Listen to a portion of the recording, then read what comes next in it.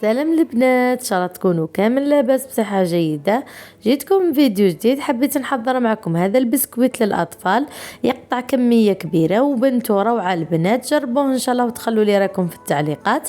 وقبل لا نبداو الفيديو نصلوا على سيدنا محمد صلى الله عليه وسلم. نبداو مع المقادير وطريقه التحضير.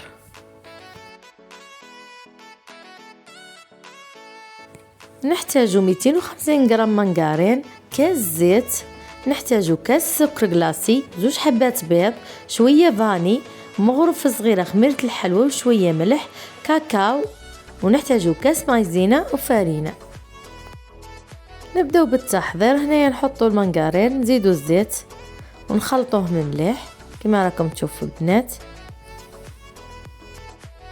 هنا البنات نستعملوا الايد ونخلطوا مليح. كل ما نديروا مكون نخلطوه مليح وتبعوا الطريقه البنات.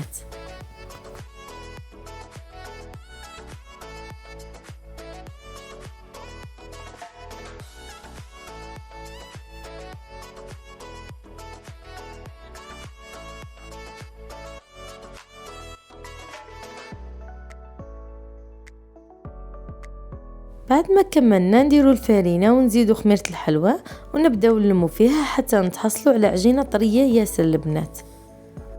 وعلى نخلوها طريه باش نقسموها على زوج ونزيدوا نكملوا لها واحده نكملوها بالفارينه والزوجه نزيدوا لها الكاكاو حتى نتحصلوا على عجين طري.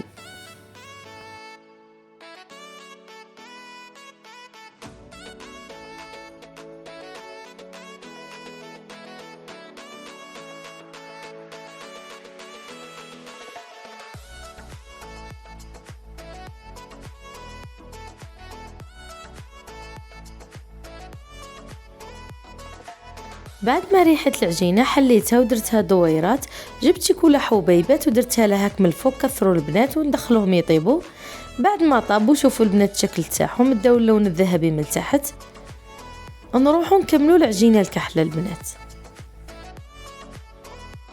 هنا حليت العجينه البنات وطبعتها هنايا من جهه الاخرى جهه الورده كما راكم تشوفوا.